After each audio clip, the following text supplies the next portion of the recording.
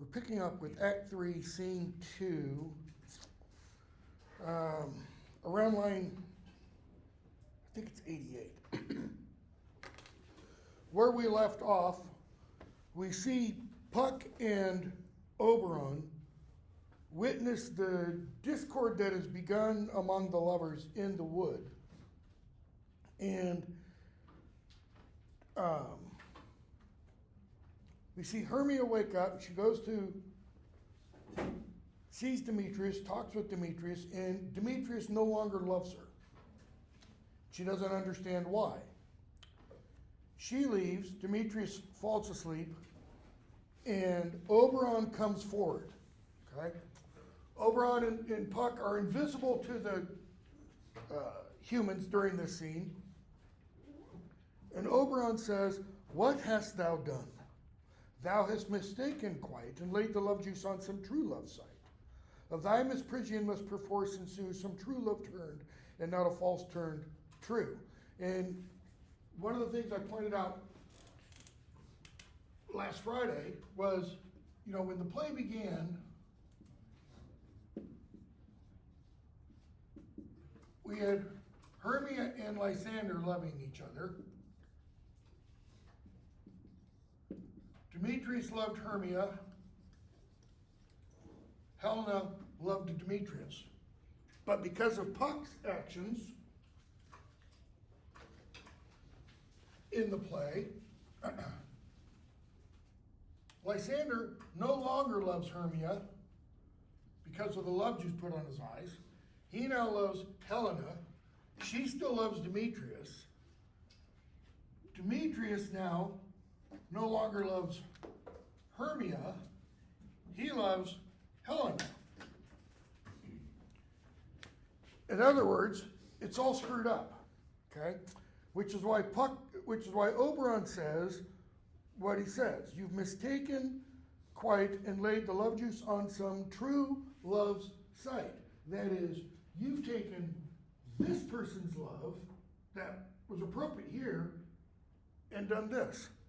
Puck. Then fate overrules. In other words, then I had no control. Just as we saw in the Oedipus plays, once fate determines something, you can't escape it. And fate overrules that. One man holding troth, that is, holding faithfulness, holding loyalty, etc. A million fail, confounding oath on oath. Essentially saying, for every one true love affair, there's a million that are false. Oberon tells Puck, go around the wood, go about the wood, find Helena. Okay? She's fancy sick. Now, she still loves Demetrius, kind of. Very, very quickly, we're going to see Helena. We're going to see Helena come in and think they're all playing this practical joke on her. When Lysander wakes up and says, not Hermia, but Helena I love, she thinks he's mocking her. Okay? So, Oberon says, by some illusion, bring Helena here. Why? So that I can charm his eyes, Demetrius's, so that he loves the person he's supposed to love. Before the play began, we learn, just after the play opens, Demetrius wooed Helena, stole her heart, won her heart, etc., but then he turned false and went after Hermia. We're not told why. We're not told that he actually, truly loves Hermia. Okay? So, Puck says, I will. Oberon bends down, puts the love juice in Demetrius' eyes, and says, flower of this purple dye, hit with Cupid's archery, sink in apple of his eye. Win his love he doth espy. And you've got a gloss down there for the apple of his eye thing. Let her shine as gloriously as the Venus of the sky. That is, let her, Helena, be like a goddess to you. And not just any goddess. Venus, goddess of love. Okay? So that when thou wakest, if she be by, you will beg of her for remedy. That is, you will beg for her mercy on you. Okay? Puck comes in. He has Helena. And then he says, Captain of our ferry band, Helena is here at hand. And the youth mistook by me, pleading for a lover's fee. Okay? That youth is Lysander. Remember, Oberon told Puck, go throughout the wood, and you're going to find an Athenian maid and an Athenian youth. You'll know them by their clothing. Put the drops in the youth's eyes so that when he wakes up, he'll see the maid. He's talking about Demetrius and Helena there. The ones he sees, however, are Hermia and Lysander. He puts the drops in Lysander's eyes. Helena wakes him up. Lysander falls in love with Helena. So he says, here's Helena, and here's the youth I made the mistake on. Shall we their fond pageant see? Fond, foolish. It doesn't mean kind of like. It means foolish, idiotic. Shall we their fond pageant, like almost like a little mini play. Shall we watch how this foolish thing plays out? Why? Lord, what fools these mortals be. Why are mortals fools?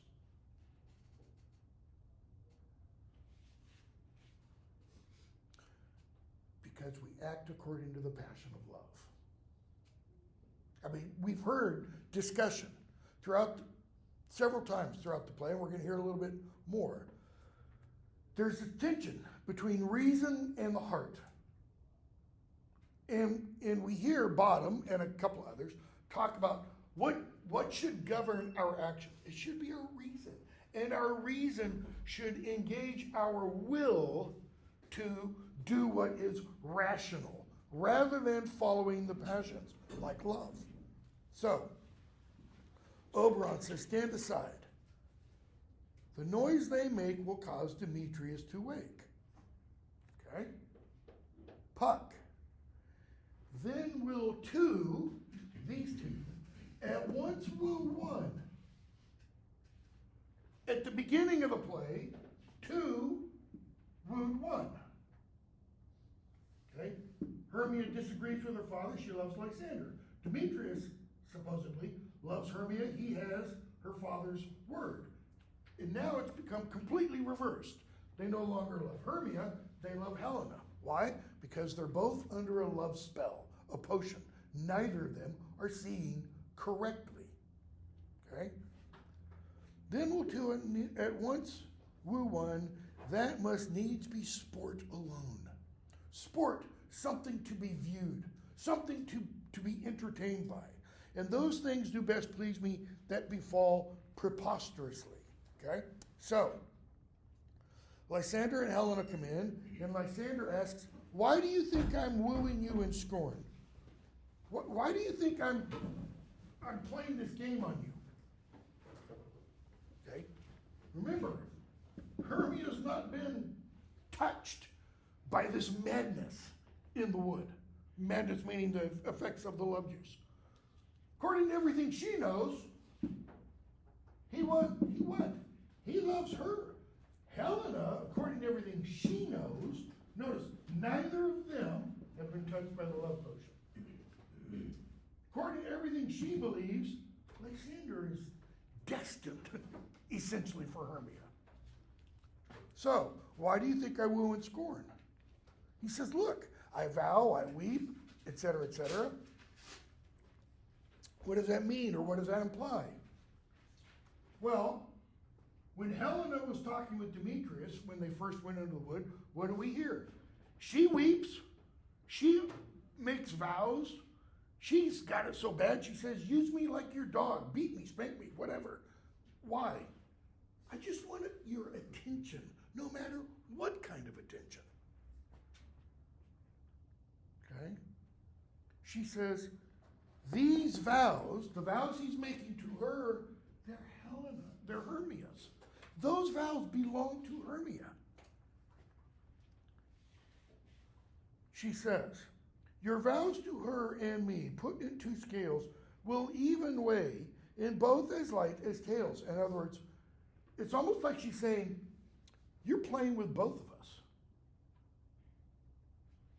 There is weighty as tales, stories. How much reality are there to stories? Not really. He says, I had no judgment when to her I swore. I wasn't thinking properly, he suggested. Thing is, he was. She says, nor now that you give her over. Okay? So, Demetrius wakes up. He sees Helena, and he's madly in love with her. Demetrius loves her, and he loves you not. Demetrius wakes up. O Helen, goddess, nymph, perfect, divine. To what, my love, shall I compare thine eye, etc., etc. And so he starts comparing her to things. And she says, O spite, O hell, I see you all are bent to set against me for your merriment. All. Is Hermia there yet? She's going to come in just a moment. Okay? And she goes on and on and on.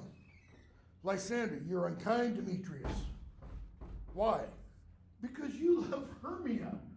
He doesn't know what's happening to Demetrius. He says, go. You wanted Hermia, take her. She's yours now.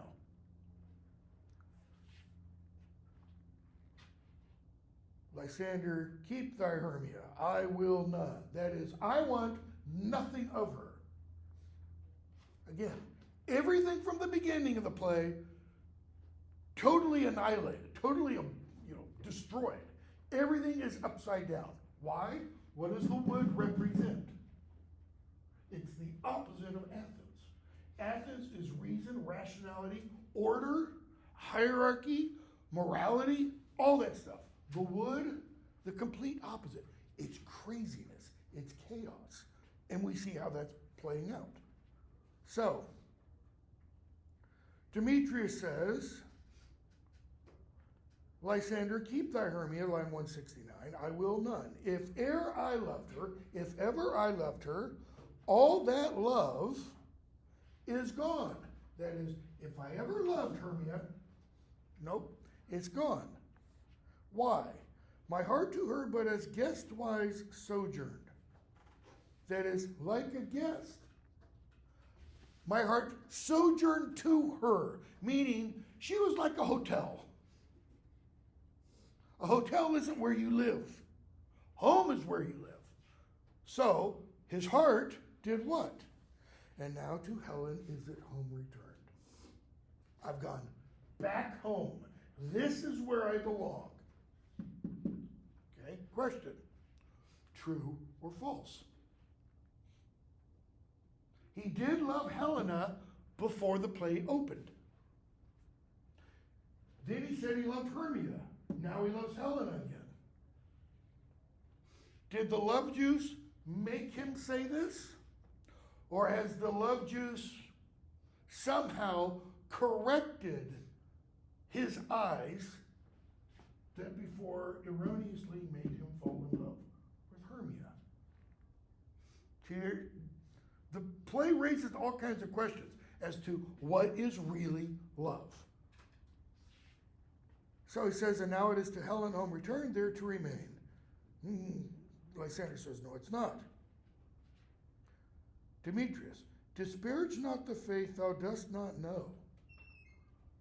What did he mean? Disparage not whose faith?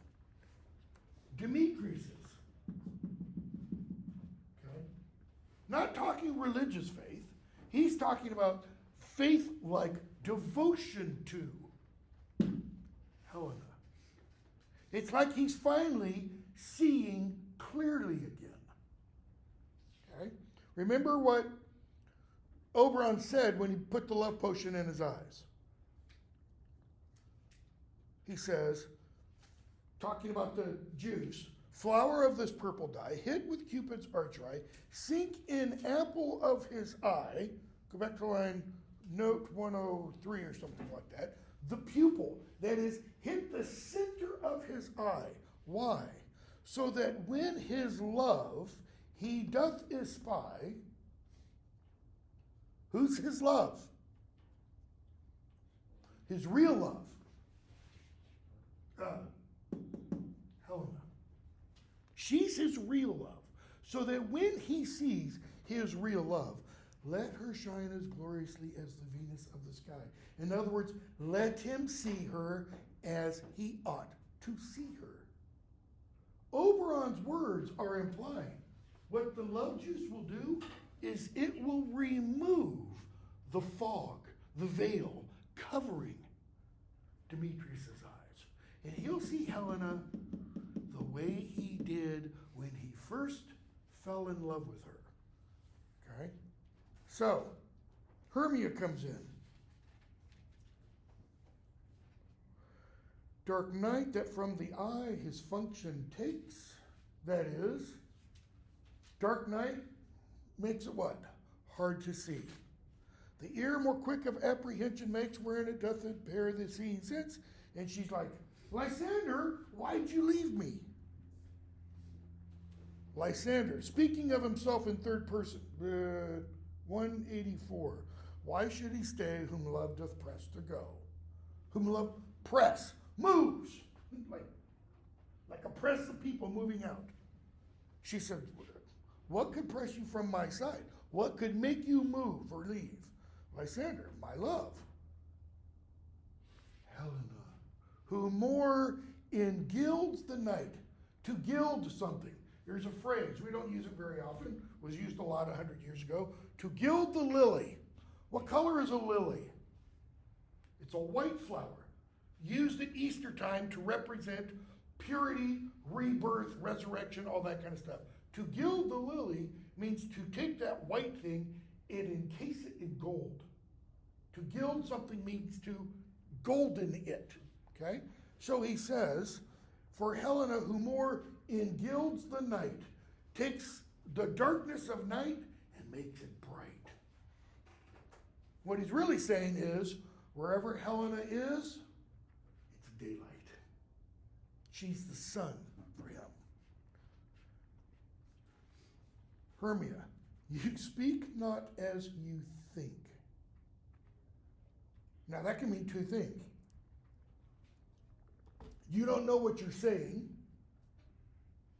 In other words, your words have a different meaning than what you think they do, or that's not what you really think. Like, this is intentionally. He's playing a game. Helena, she is one of this confederacy. Because it sounds like Hermia is doing what? Playing along with these two. She's part of this act. Now I perceive they have conjoined all three to fashion this false sport in spite of me. And she launches into Hermia. Helena thinks at this point, why are they in the wood to begin with? Simply to make her the butt of a joke. That the three of them, these three, all were in conspiracy against her. Okay? And so she launches into this speech about how she and Hermia used to be best friends. They did everything together, blah, blah, blah. Okay? Hermia, I'm amazed at your passionate words is a wordy way of saying I'm without speech. I'm at a loss for words. I scorn you not. It seems you scorn me. Have you not set Lysander as in scorn to follow me and praise my eyes? Didn't you set him up for this? And made your other love, blah, blah, and goes on and on and on. Hermia, I understand not what you mean. What the hell are you talking about? Hermia doesn't have a clue. She was asleep. All this other stuff was going on. Okay? Helen, I do persever, counterfeit sad looks, counterfeit, pretend. Make mouths open upon me when I turn my back. What does she mean? Talk about me behind my back. Wink at each other. Hold the sweet jest up. She goes, no, Fare ye well, 'tis partly my own fault, which death or absence soon shall remedy. What were Hermia's last words to, hold on a second,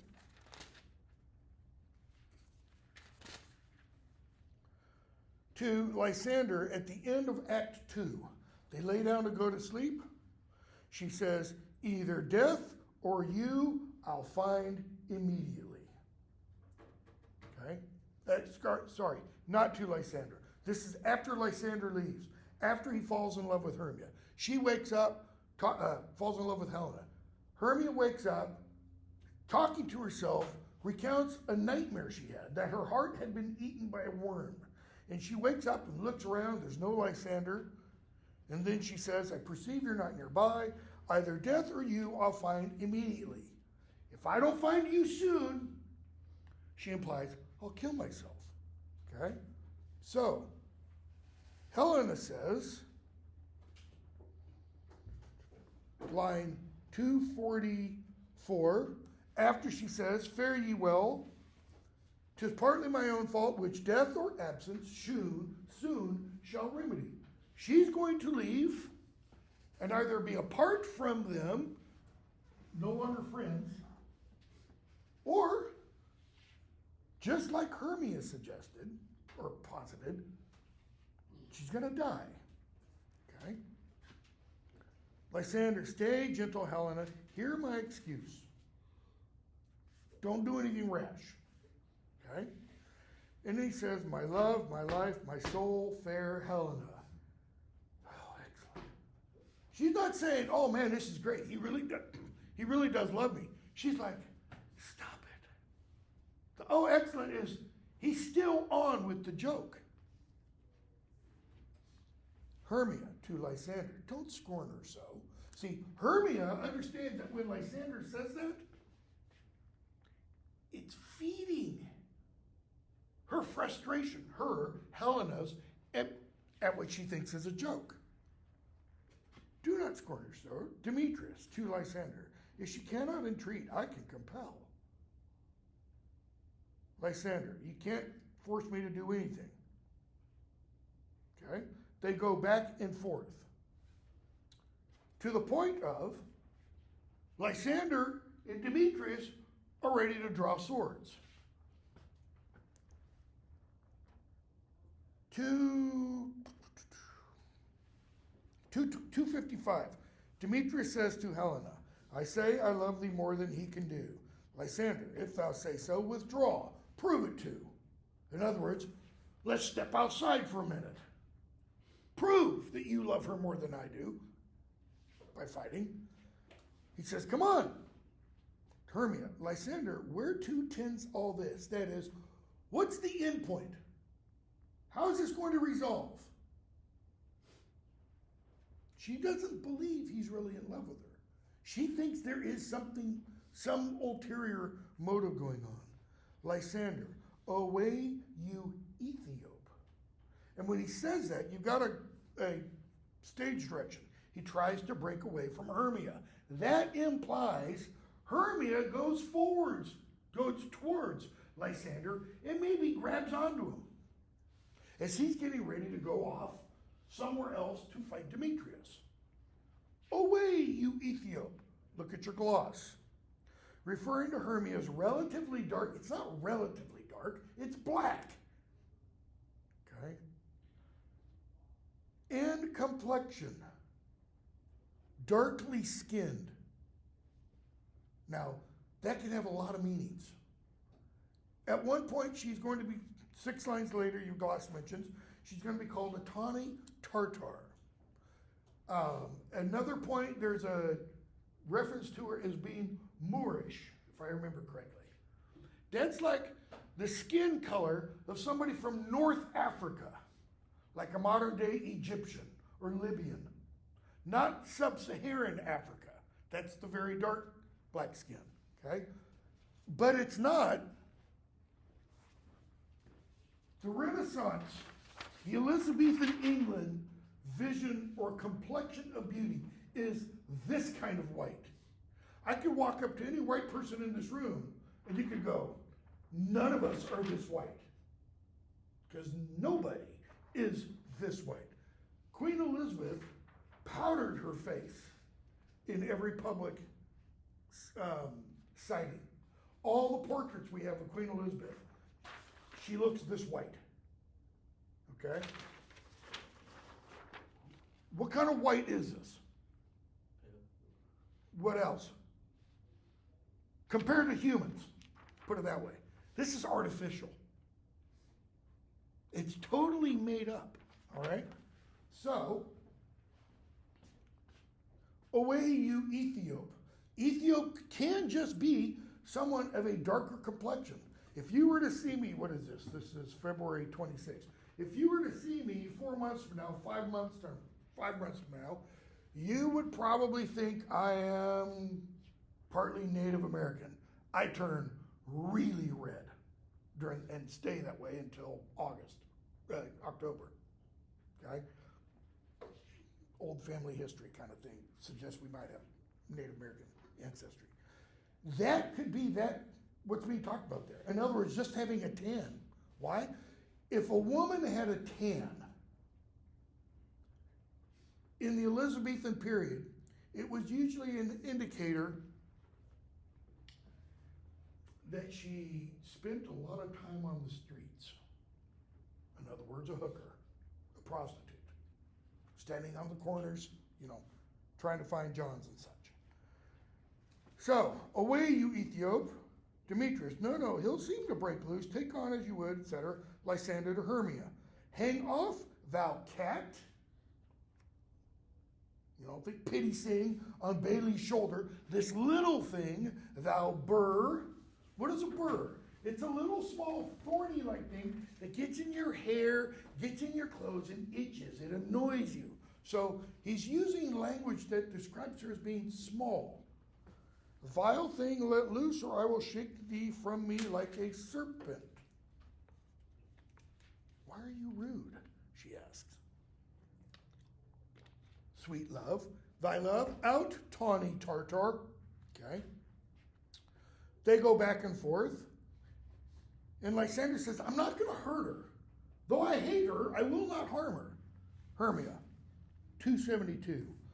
What? Can you do me greater harm than hate? Hate me? Why? Am not I Hermia? Are not you Lysander? I am as fair now as I was erstwhile. In other words, I am as beautiful now as I was yesterday. What's changed? She's trying to reason through what's going on. Since night you loved me, yet since night you left me. So what has happened from the time that we fell asleep to now? Okay. Lysander finishes his little next speech. I do hate thee and love Helena. So what does Hermia do? She does what Oedipus does. She does what Creon does. She does what Antigone does. She jumps to a conclusion. She doesn't have all the information to reason out a logical answer. And she turns to Helena and says, you juggler, you canker blossom, you thief of love, have you come by night and stolen my love's heart from him? Remember her dream? A serpent ate her heart. Okay? Helena, have you no modesty? What is Helena thinking? Have you no modesty, no maiden shame, no touch of bashfulness? Will you tear impatient answers from my gentle tongue? She still thinks Hermia is part of this practical joke. And that when Hermia says this stuff to Helena, she's just kind of throwing gas on the fire. Fie, you counterfeit. What does counterfeit mean? Pretender. You're not serious. You puppet. like somebody else is manipulating you. But what's another meaning for puppet? It's a small thing, little thing. Puppet? That's it. And we find out now something that innervates, something that motivates Hermia. Now I perceive that she hath made compare between our statures. She hath urged her height, and with her personage, her tall personage. Her height, forsooth, she hath prevailed with him. What is this telling us about Hermia? She should be short. Helena should be tall. And Hermia has a chip on her shoulder about being short. A big chip. And are you grown so high in his esteem because I am so dwarfish and so low? Did anyone say anything about her being dwarfish? Nope. All Helena did was use that word puppet. How low am I, thou painted maypole? Maypole, May Day celebration, you get this big pole, and you have these streamers coming from them, and they go and wrap them in circles around it. She's the painted maypole because these two are just kind of revolving around Helena now. Painted. Your gloss doesn't have a thing for that. Painted doesn't just mean like with paint brushed on. Painted also means artificially adorned. The phrase that was used during the Renaissance, we see it in Shakespeare, we see it in all kinds of other writers, is painted women. That is, women with makeup. You're going to see when we get to Hamlet, Hamlet's going to talk about how women can use paint to make themselves what they are not. And he kind of uses the example, we see this in Shakespeare's sonnets also, something that is not beautiful can become beautiful. I mean, look at our plastic surgery industry today. I was doing something the other day, and there was an ad, I don't remember what it was, and there's a picture of Meg Ryan from the late 80s, early 90s. Meg Ryan was the hot actress for rom-coms because she's really cute. Blonde hair, pixie-like face, just gorgeous. She's my age now. And she's tried to recreate her face to look like it did in 1985. Plastic doesn't work that way. You can tell it is entirely fake. The painted maypole, she's saying, you have painted yourself to do what? To draw these two men around you. Speak. Come on, Helena. How low am I? Helena hasn't said anything about her lowness. If I am not yet so low, I am not yet so low, but that my nails can reach unto thine eyes. And she flails at Helena, but it's restrained.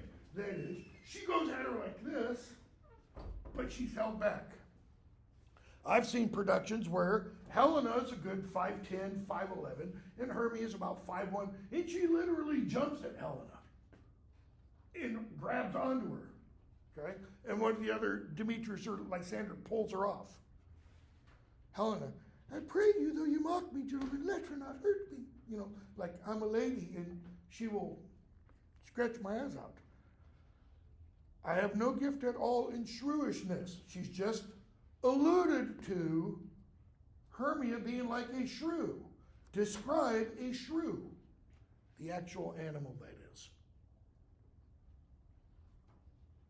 It's like a mouse. In other words, it's very small. They're also dark. Okay? And then she says, 304, let her not strike me. You perhaps may think because she is something lower than myself, meaning smaller, that I can match her. These two, might think that just because she's smaller than me, that I can defend myself. Hermia, lower? Again? Hermia, do not be so bitter with me. I evermore did love you. We were always friends. She's saying, I've never wronged you. Except that, and she admits something. I told Demetrius why you guys were coming into the wood. He followed you. I followed him. But he hath chid me, that he has chided me. He has sworn against me ever since, and threatened to strike me, spurn me, nay, kill me too. And now, as long as you'll let me go quietly, I'll go back to Athens. And what? We'll never have anything to do with you guys. Go. Hermia essentially says, get you gone. Who is it that hinders you? Nobody's stopping you. Nobody's holding you back. Helena, a foolish heart. What did Puck say before all this began? Lo, what fools these mortals be. Well, why are they being foolish? Because they're all here, they're all acting solely out of love, a passion. They're not being governed by their reason. Okay? She says, I leave a foolish heart here. Hermia. With Lysander? Because he's the one you love? With Demetrius. She's not saying, F you, Demetrius. I'll find somebody else. She's saying, no. I will leave my love here with Demetrius, and I will never love again. Okay? So Lysander says, don't be afraid. She'll not harm thee, Helena. Hermia's not going to. Okay? So they go back and forth. We hear little and such again. Hermia gets all upset. Lysander says, get you gone, you dwarf. Okay, this is Lysander. You dwarf. You minimus, like mini-me, you small thing, you minimus of hindering not grass, you bead, you acorn. Now, that's a little over the top. Why is he saying it? Because he loves, at this point, Helena. He doesn't care what he does to Hermia. And notice, Demetrius, that's a little far. You are too officious in her behalf. That scorns you too much, Demetrius says to Lysander. Okay? So, Lysander exits and says, Demetrius, you're going to fight for her? Come on. Demetrius goes after her. Hermia and Helena stay back for a moment.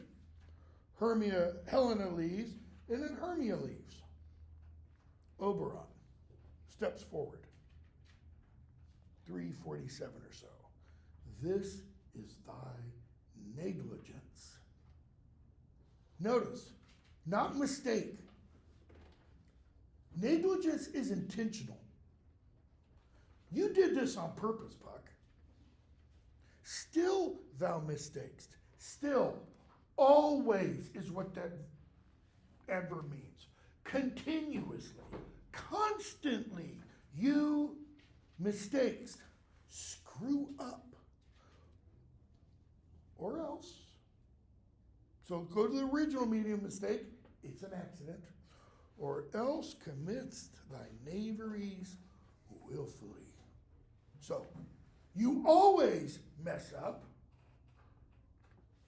or you always do it intentionally. Which is it, Puck? Believe me, King of Shadows, I mistook. When we first meet Puck, very first scene that we meet him, what does he admit to? I play jokes on the milkmaids. I play jokes on the farmers. You know, I like to trick humans. That's all intentional. Here he's saying, no, totally by accident. Did you not tell me I should know the man by the Athenian garments? Look, I mean, he was wearing Athenian garments. And so far blameless proves my enterprise that I have anointed an Athenian's eyes. He says, and I'm glad. Why? Because it's so sorted out as this their jangling. What's he mean by jangling? That's not a pretty sound. It's like loud bells clanging. He says, this, what's he mean by the jangling? This discord. Oh man, this is fun to watch. And if you're in the theater and watching it, and you're seeing this scene before Puck and Oberon say this, it's hilarious if it's done well. I've seen it done extremely well, and I've seen it not so well. Okay? Oberon, thou seest these lovers seek a place to fight. So he says, Robin, overcast the night, make it dark. And he says, here's what I want you to do. You need to get Lysander to fall asleep in such a place that Hermia is asleep next to him. And you need to get Demetrius to fall asleep in such a place that Helena is next to him. He says, then you need to remove the potion from his eyes so that he reverts to loving Hermia as he ought to. These two will be fine. Okay? Notice he doesn't say, put some juice in Helena's eyes. Why not? She was willing to leave her heart here. She still loves Demetrius, even after all that's occurred. So all it will take is Demetrius to open his eyes and say, oh, fair Helena, and she'll be happy as rain.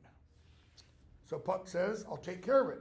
Oberon says, I'm going to go to Titania and remove the love juice from her eyes. Why? Because he says, while you do this, I'm going to go get the Indian boy, and then I will remove the juice from her eyes. But let me back up for just a second. He says,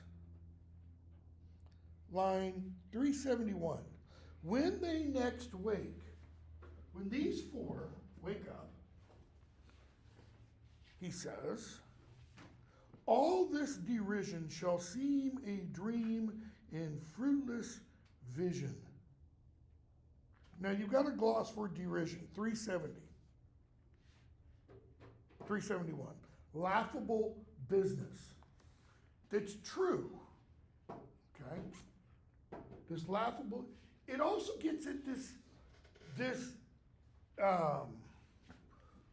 lack of seeing, lack of understanding correctly.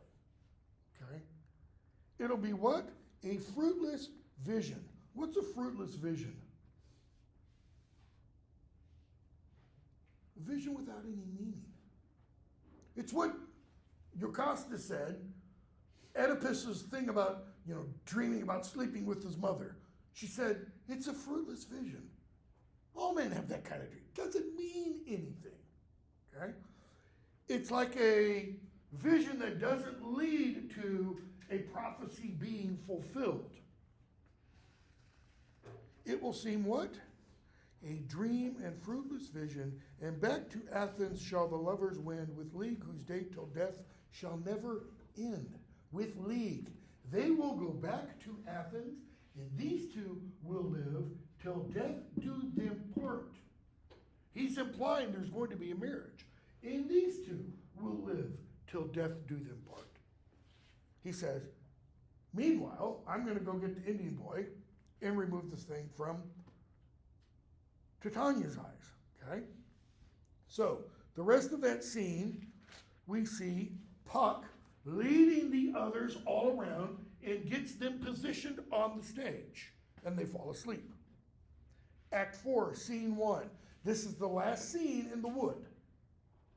And then we're going to go back to Athens. Lovers are asleep. Titania comes in with all of her fairies. So the lovers are still somewhere on the stage. And Titania and the fairies come in. She talks the bottom back and forth. They fall asleep. Puck comes in. Well, before they fall asleep. She says, 35, sleep thou and I will wind thee in my arms. Fairies be gone and be always away. So doth the woodbine the sweet honeysuckle gently entwist the female ivy. So enrings the barky fingers of the elm. Shakespeare is giving us an image here of these vines wrapping around these trees. Go into almost any forest in Middle Tennessee, and you'll see wild honeysuckle growing around trees, just wrapping all over. That's what she ought to be doing as they lay down to sleep. Okay? Puck comes in, Oberon comes in. Oberon, 42 or so. Her dotage now I do begin to pity. There's that word dotage again. We heard early in the play how Helena doting on Demetrius. Her dotage, I begin to pity.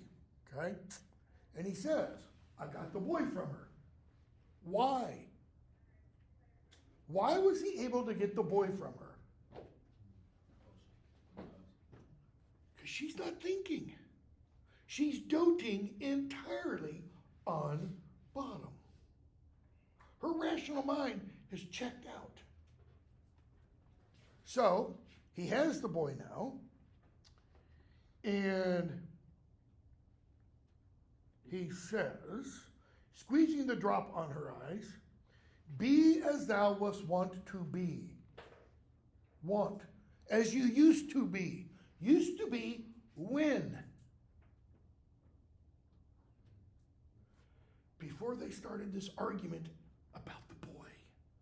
In other words, let's come back together. Let's be in harmony like we were before this issue of this boy separated us. See as thou wast wont to see. Meaning, see with the eyes of reason. Remember what she said when she first woke up and saw bottom? My ear is enamored of thy note, and her eye says, he's like a god. Dian's bud or Cupid's flower hath such force and blessed power.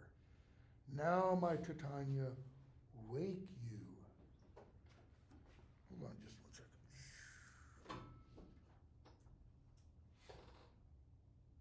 Dian's bud, you've got a gloss. Perhaps the flower of the Agnus Castus or chaste tree, supposed to preserve chastity, or perhaps referring simply to Oberon's herb, by which he can undo the effects of Cupid's flower. I think it's probably the former. Because the marriage bond is supposed to be chaste. That is, you can have sex within marriage all you want. Okay?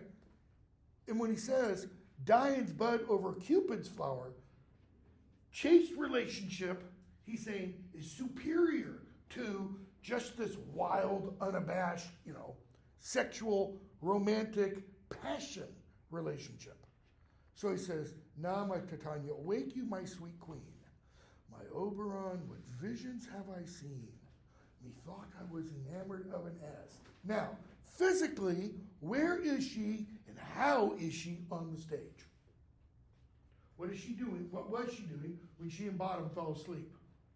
She's all wrapped around him.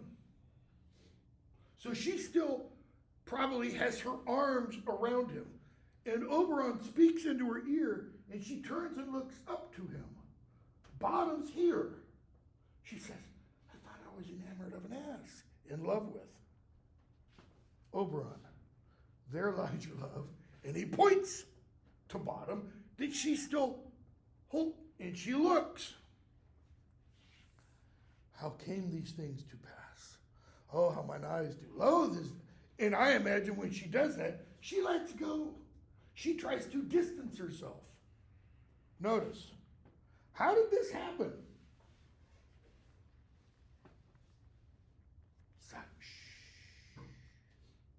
Why?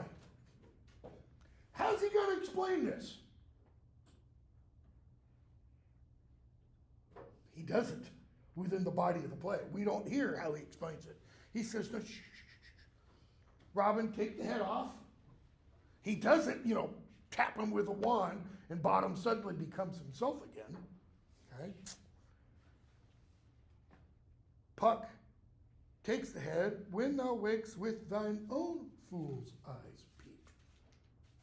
In other words, you're still a fool, Bottom, but you won't be an ass. Okay? So, we hear this singing. The fairies all leave. And Theseus comes in with Hippolyta, Aegeus, and others. They're there to celebrate the rites of May. Even though it's not May, it's midsummer, right? Celebrate the rites of May is to celebrate love and romance and marriage. Why? What day is it? It's their wedding day.